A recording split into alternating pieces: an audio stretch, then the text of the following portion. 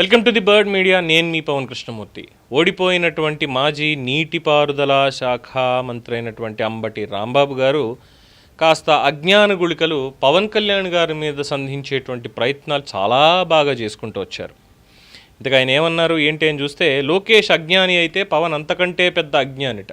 Andhra Pradesh deputy CM Pawan Kalyan గారు వైఎస్ఆర్సీపీని 11కే పరిమితం చేయడంలో కీలక పాత్ర పోషించినటువంటి పవన్ కళ్యాణ్ గారు అంటే అధపాతాళానికి తొక్కేసి కనీసం గతంలో ఏంటి పవన్ కళ్యాణ్ని అసెంబ్లీ గేటు కూడా దాటనివ్వం అన్నారు చూసారా, అసెంబ్లీ గేటు కూడా దాటనివ్వమని.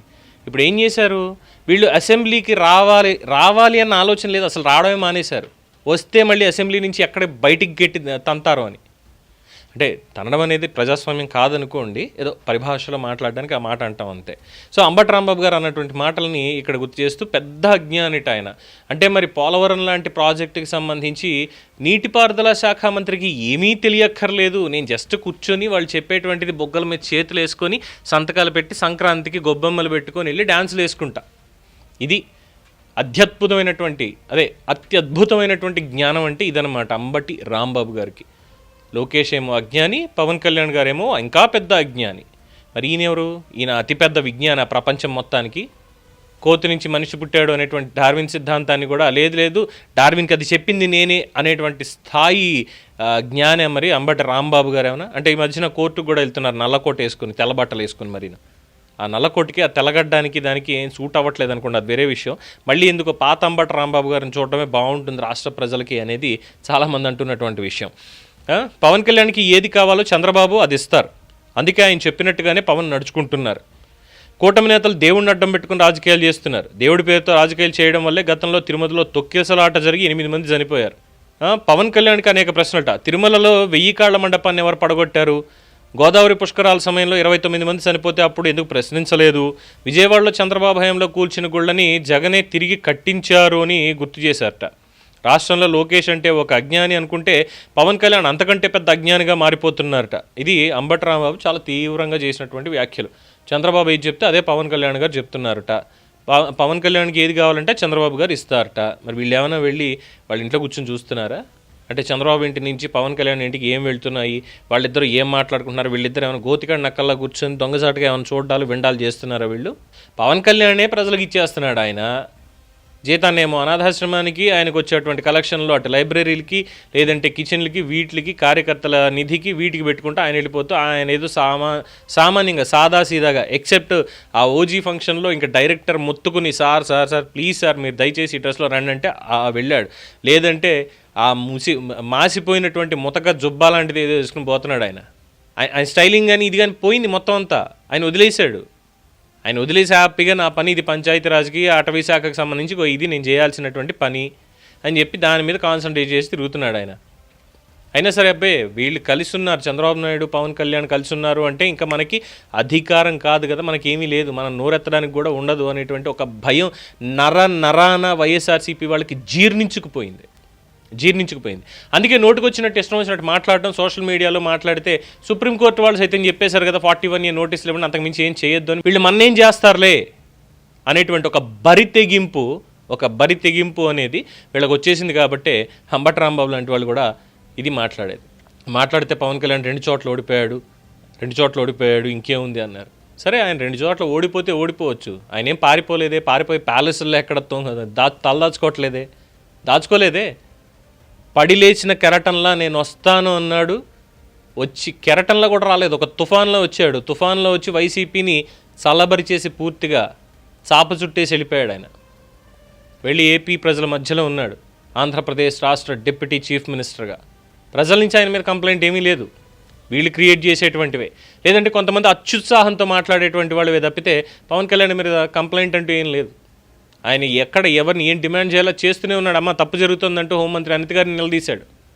అయ్యా మంత్రి గారు మీ దగ్గర ఇలా జరుగుతుందట చూడండి, బాబు మన ఎమ్మెల్యేలు ఎవరో ఏదో జరుగుతుందట జాగ్రత్త అని చెప్తూనే ఉన్నాడు.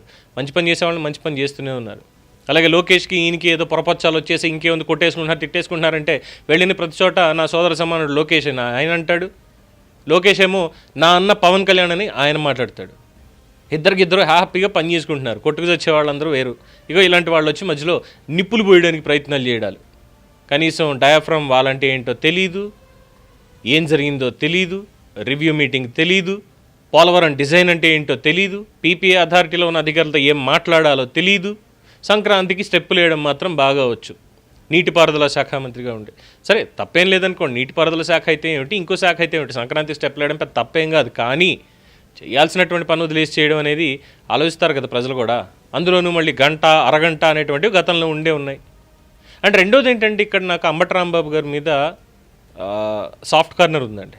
ఎస్, వైఎస్ఆర్సీపీ నుంచి ఒక్క రెడ్డి సామాజిక వర్గ నేత అయినా సరే పవన్ కళ్యాణ్ని ఈ రకమైనటువంటి భాషలో విమర్శించడం కానీ ఇవన్నీ ఎప్పుడైనా మీరు చూసారా? అసలు ఎవడైనా మాట్లాడిన వాడు ఉన్నాడా? లేదు, ఎవ్వరూ మాట్లాడరు. మీరు అబ్జర్వ్ చేయండి కావాలంటే. పేర్నాని, అంబటి రాంబాబు, గుడివాడ అమర్నాథ్, వీళ్ళ ముగ్గురునే డైరెక్ట్గా టార్గెట్ చేసి పెట్టుకుంటాడు ముందు.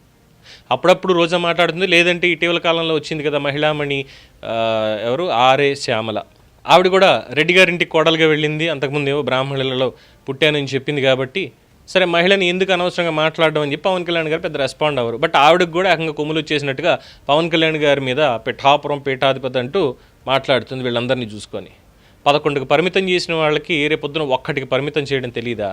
ప్రజల దగ్గరికి వెళ్ళి అమ్మ ఇదిగో వాస్తవాలు, మేము మీ గురించి చేసినవి ఇవి, ఇదిగో 100కి 100% మీకు చెప్పాము, ఇందులో ఇక్కడ ఫెయిల్యూర్ ఉందమ్మా, ఇదిగో ఈ 99% చేసాం, లేదు 90% చేసాం, ఈ 10% జరిగిందానికి కారణం ఏంటంటే ఇదిగో ఈ జాప్యం, వీళ్ళు ఈ తప్పుడు ఆరోపణలు చేయడం వల్ల అని ప్రజలకి నిజాలు చూపించి వెళ్తే ఆ ఒకటే ప్రజలు కూర్చోబెట్టలేరా తీసుకెళ్ళి వాళ్ళ మీద చేసినటువంటి దాష్టికాలకి వీటన్నిటికీ?